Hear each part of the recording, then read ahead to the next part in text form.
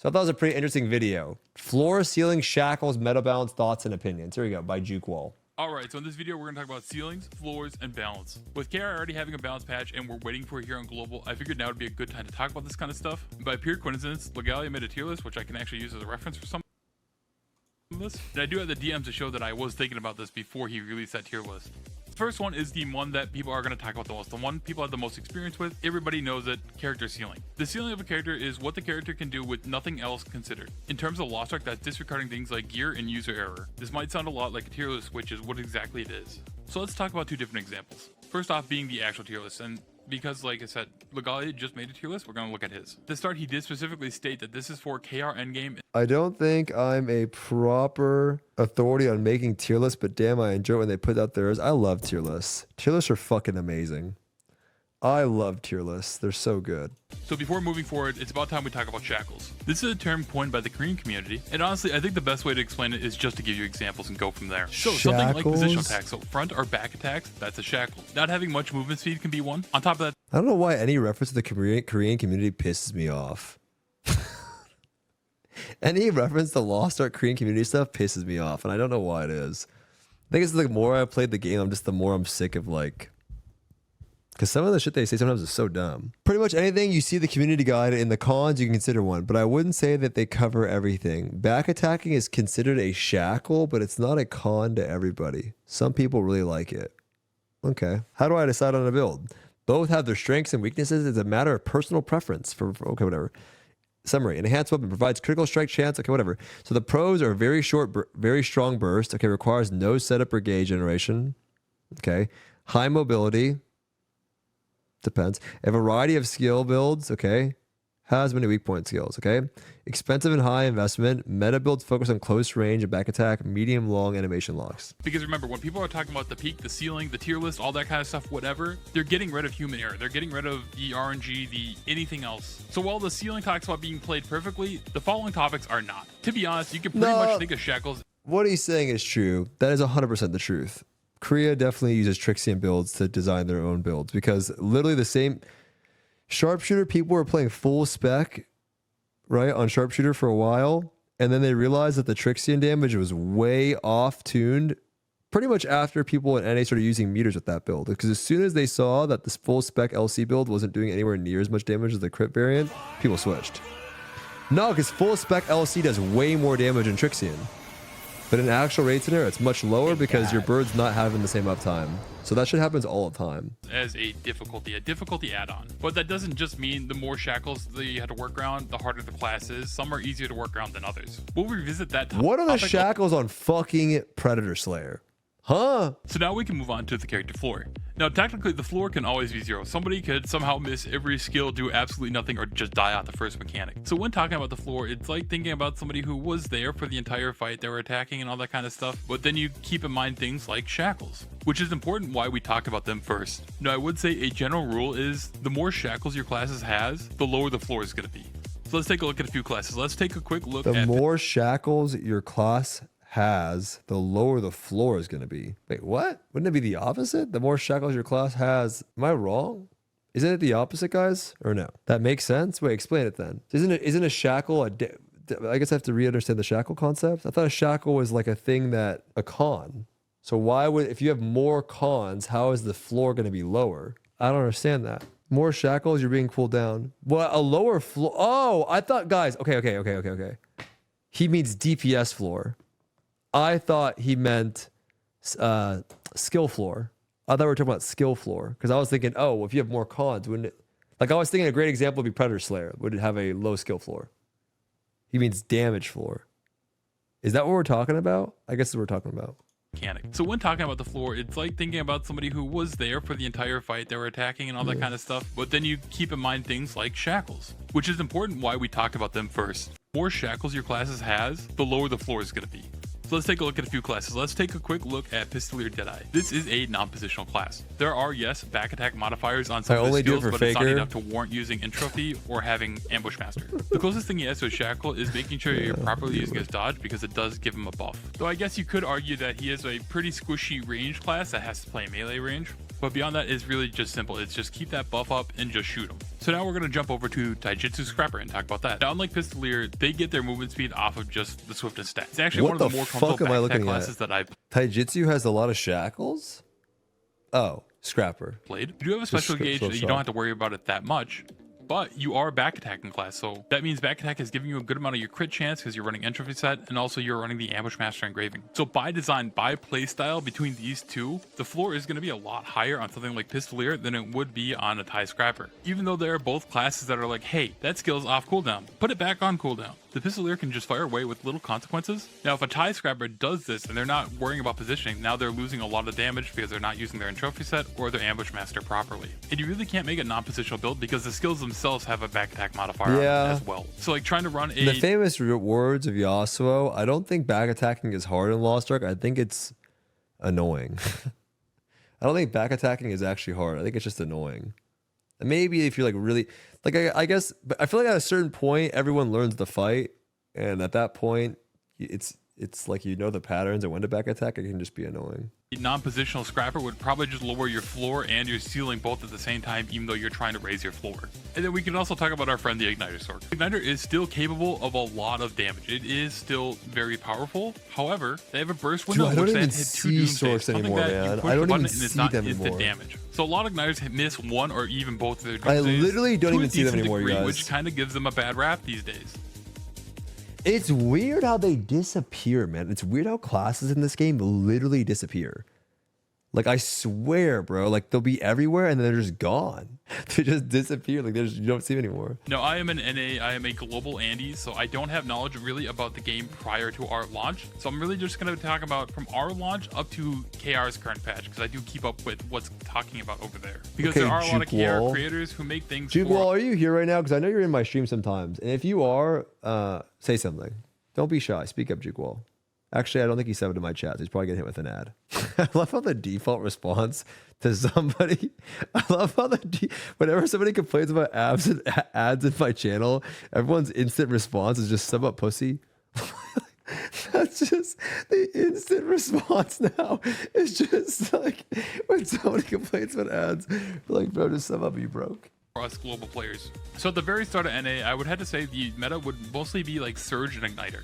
Burst classes offer that big dopamine hit, and also people just praise them really well. They did a lot back in the day. We even had that like 2 weeks of Shock Scrapper when everybody hyped over it after Stoopzz released a clip of him doing like some crits on it. But in general, it was kind of Scrapper when everybody just praised them really well. They did a lot back in the day. They did. We even had that like 2 weeks of Shock Scrapper when everybody hyped over it after Stoopzz released a clip of him doing like some crits on it. Bro, I was pumping. I 100% ran up the Shock Scrapper market and I ran up the Deathblow market. I know. My Deathblow clips were everywhere, bro. Me just fucking obliterating bosses on EU for like hundreds of mils. That shit pumped the market so hard. Yeah, because what I did is I got like a Gun Lancer, a Blade, an Atro, and a Spec Bard. And I'd go on Kunga and just annihilate his butthole. Classes, we're gonna have the higher ceiling, and not only that, but their damage was just overall higher. Like they just brought more to the table. A lot of consistent classes back then didn't really bring that much damage, but there's also a lot to consider when you talk about this burst versus consistent meta. So we'll take a quick detour on that, because basically the longer the fight is, the better the chance of consistent damage. I like videos like this. This shit is what I like. Videos like this. I hope this guy gets more views. Too bad the Lost Ark on YouTube is fucking dead, because I like videos like this. Like, it's like we need more Legalia tier list videos like this. It's good, right? Keep up. But if something is on, not even sub to him, fine, I'll fucking sub and I'll like the video. But here's the real question. First of all, if I go to my main channel and I am subbed, I'm gonna ban you. Kind of thing. Even just having to play around. Come here, motherfucker. Where are you? Look, it says subscribed. Where are you? Come here, come here. Who is it? It's Shirimbo. Goodbye, Shirimbo. See you never. I've accepted that these burst classes were going to have the higher ceiling, and not only that, but their damage was just overall higher. Like they just brought more to the table. A lot of consistent classes back then didn't really bring that much damage. No, I don't. But there's also a lot to consider when you talk about this burst versus consistent meta. So we'll take a quick detour on that. Because basically the longer the fight is, the better the chance of consistent damage classes is going to be able to keep up. But if something is on farm and you guys have a ton of damage and you're just pushing phase to phase, a consistent class is not going to be able to keep. I personally believe Sork not only got fucked by design creep, but the fight's getting longer. I really do believe that. And because you have to remember, boys, you guys were blowing up Vulcan from pre-Vulcan nerf. Dude, Vulcan wasn't nerfed, right? Vicus wasn't nerfed, and even in Korea it wasn't nerfed. Thank God. And because it wasn't nerfed, people were still doing those raids. And so Happy Thanksgiving, literally, Iga Baba. literally being a class that can obliterate a boss it makes those classes stronger, man. And it's not a coincidental, in my opinion, that when they start nerfing these older raids, people stop doing them, these burst classes fall off, right? Same with Punisher Slayer then. Well, Punisher Slayer, first of all, was literally overtuned to the fucking gills, right? Like that class was overtuned to the fucking gills and everyone knows it. It was unbelievably broken. It seemed to go, right? Like that was like, nah, dude, it was. What do you mean, Krausu? It fucking was. That shit was so broken. What? Bro, I got nerfed by 10% and everyone thinks it's shit. First of all, 10% nerf is a lot. Okay, doing 10% overall less damage is a lot. That's not like it's a little bit, it's a fucking lot. Second of all, the fights on combination are also longer. But Punisher Slayer was also overtuned as fuck. And again, I still think if we're doing fights like fucking, if you're doing fights like Brel, it's the same thing I think with like current day Soul Eater. I think both builds are really good. I think both builds are really close. And I want to make a spec Soul Eater build for like if I'm doing Brel Gate fucking 3 or whatever, or just a fight that's gonna be fast and phase a lot, you want to play the bursty builds. It just makes sense. If you're gonna play a long fight, then yeah, having consistent damage is better. Like I said, I don't think it's over nerfed. I think it's not just that. I think it's phased out within the current meta of stuff. And it's over nerfed I did now. this chart before. Remember the chart, guys? Where I showed you like how the raids are more condensed nowadays, where you're doing more raids within a smaller gap than going back and doing raids that are fucking 100 eye levels underneath you. Because you literally were doing that before, you know? At least in Korea they were. Dude, they were doing raids 100 eye levels underneath them. So of course Sork's gonna seem OP when you fight Volton and you literally obliterate him in one attack. Who really deserves to be quote-unquote top tier or S tier? I have a friend who will argue day and night that RE Deathblade is for stupid people who can't play Surge. And there's always going to be just I've heard from a lot of people that RE is more difficult to play than Surge. I've heard that RE is more difficult because you have to land multiple attacks and they're all charged up, and then Surge you have to land one. I've heard that from a lot of people that play Blade. It is not. Absolutely, it is. It is. It is. It's not. It is way harder. Yeah. I think I've heard from a lot of Blade players that it is harder. You got to land way more shit. Whereas Surge, you just have to land one attack that has super armor on it. The ceiling on Surge is beyond higher. Anyone who disagrees is on coat. But why? I don't understand. What's the reasoning? Because logically it makes sense. Because you still have to land the Surge on RE. You're just building stacks and have to land one skill that does a majority of your damage versus landing multiple skills that do a lot of damage. insane people like that who are just absolutely biased but don't think they are just because they want to get.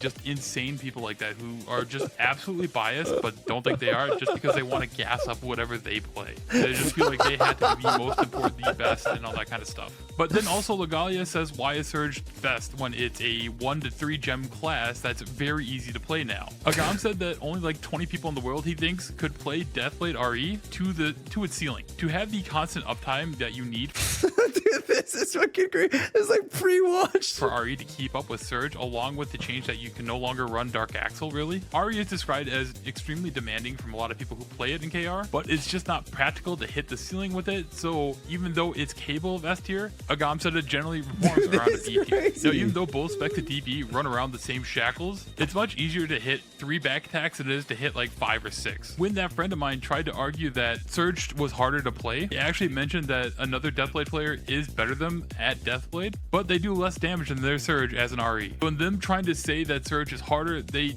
unironically just called themselves out, saying that yes, I do more damage as a Surge than a better player playing RE. Now, this doesn't mean that burst back attackers are easier in general than a static back attacker. For example, Predator Slayer is probably the easiest back attacker to exist in the game, and is a swiftness, consistent damage back attack. As S tier is less than 20 players in world. Still, and That's such a near random number. 90% of our Blade users. like where did you even get this? Like such a, you know what's fucking crazy is that people will go around and literally replay this exact line. Like, dude, Agam says less than 20 people in the world can play RE Blade at S tier. Okay, Like that, like literally, people will literally fucking use that as an actual thing. Like, we'll go around and it's like who? And then like what? But another sort of balance that people don't think about is the investment in the character. Why should this 1 to 3 gem class be the top? Why should it outdo damage than somebody who has to buy 6 or 7 damage gems? I think reducing the gap that we... I don't think the damage gem thing is, for me, at this point in the game, I feel like, I know that we use that argument, but like, the reality is 6 damage gems versus 3 damage gems at this point is a difference of like 400,000, 500,000 gold at most, especially in Korea, right? Dude, your elixirs and your transcendent and just raw honing is fucking way more. It dwarfs that now, you guys. Like, gold investment, as far as like how much it costs, the difference between the two is so little in the grand scheme of how much it costs to raise a character now, that I think at the time it made sense. Okay, at the time it made sense. We're like, okay, gem guys, it costs more. You know, we only have one level 10 gem versus whatever.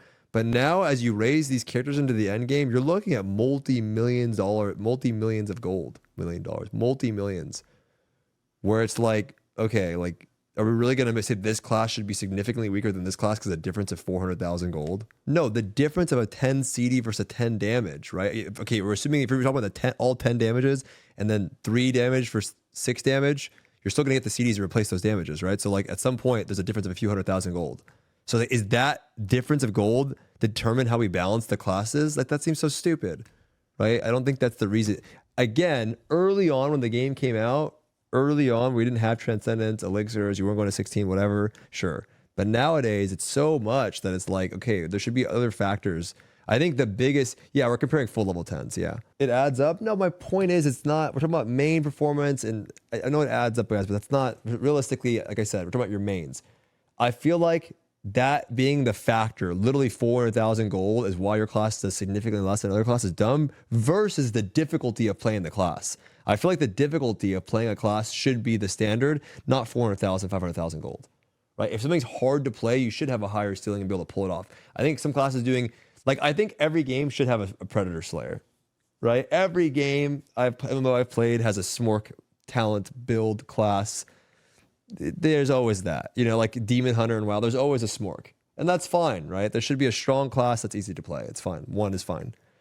But I think at a certain point now, it's like, if you have to work really hard, you should be able to pump. You should pump. You should actually pump. Overall, I don't really think Smilegate knows what they're doing with balance. I don't think they have a philosophy or an idea that they're really trying to chase. Overall, right now, yes, back attackers are eating Nobody's good, but balancing you gotta the keep in mind they game. are about to delete entropy sets, so everything's gonna change. There's gonna be a huge shift in the meta soon, most likely, but a choice they made in the past has been... I don't think they're going to delete entropy. I think that's a bunch of Third Awakening bullshit.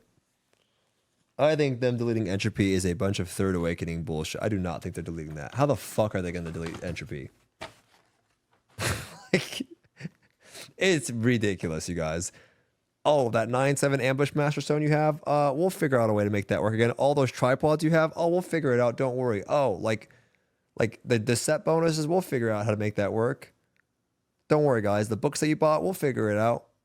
Yeah, right. They said they will replace it with another one. That's the whole point of this conversation, is that they won't. Just like they said they'll give you a Third Awakening. Where's that at? It's been 3 fucking years. Just like they said they would eventually do tier 4. Where the fuck is that at? It's been fucking 3 years. That's the point. The point is, I don't think they're going to do it. It's too fucked. What are you going to do? How are they going to do it? When? How are they going to without fucking up the game, how are they going to do it? There's no way. They've got to figure out some crazy shit. Like, here's the thing, guys. They do that. If that build is somehow not as strong as it was previously, people are going to be mad. And they know that. If you have a 9/7 stone, an ambush master engraving, a full build, and your build gets completely fucked, it's so fucked. People are going to be so mad, it's insane. If it does less damage, like, yo, what the fuck? You just screwed me over. Yeah, if they do a tier 4 reset at the same time, I don't know. I'm just saying, guys. This is the same company that won't do a tier 4. They're clearly scared of doing it. They apologize after a balance patch. Oh, we're so sorry. I'm ranting, but this is the same company that apologizes after a balance patch. Like, what the fuck? You think they're going to change this? I don't know. It is what it is. They like bowing and shit on camera after they do a balance patch. Kind of confused on what they're doing. A while back, they nerfed Aeromancer because they said that it's too strong. Like basically, it's performing more than they want. This is a class that like what people thought was like a high mid. Their concept is they wanted it to really be a support DPS. Fine. You know another class that offers a good amount of buff uptime and really good buffs? War Dancer. Basically for a while, you could consider Aeromancer just a better War Dancer. Right now in KR, like War Dancer's just twerking all over this little area. Now, obviously, they don't run the same. That's not the greatest example. What I would say is them nerfing Aeromancer because the consistent damage was too high was fucking stupid. Because then they went on to a bunch of these other classes that are super easy to play do insane damage. I don't know why they ever nerfed Aeromancer. That was crazy. Buff, so it's not like they're competing for the same buffs. They reverted it over now a buff bot with minor damage or a buff bot with just big dick damage.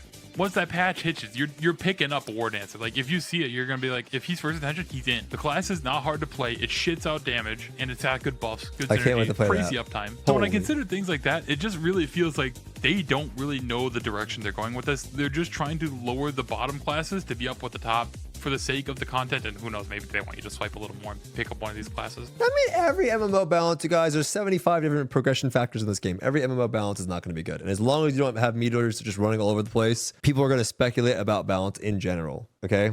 Dude, our literal entire balance right now is shaped off of fucking Mandark. Like, the view of balance in this game is shaped off a guy using fucking some random website tier list maker. It looks like Mandark. Like, I'm not even kidding. Like, that's there's no we literally have no reference of, well, Tofu says that he lost to some guy in a con, so you know what I mean? Like, yippee yay. Like, there's nothing. There's literally nothing. There's no fucking real like evidence to any of this shit. None of it. It's all fake. People can just say whatever they want. That's why it's so bad. I've been saying this since the game came out. It's so bad not actually allowing stuff in the game because you're just letting people dictate whatever. Like, so-and-so says this is broken, then it's broken. How many people do you think went Knight's Edge because everyone was talking about Knight's Edge? And I'm like, yo, guys, the Knight's Edge is insane. Probably a lot of people. The tier list comes out, like, all tries, like, yo, this shit's broken. Saints, like, the next day goes, yo, guys, I realize Knight's Edge is also broken. Then everyone's like, oh, fucking Knight's Edge. And then there's no evidence to any of it, though. There's literally no visual evidence, really, other than, like, dude, did you hear fucking, did you hear fucking Fion got 5 million Hell Clown? Holy shit. It's broken. Like full moon harvest. There's literally just, it's all so stupid. I don't know.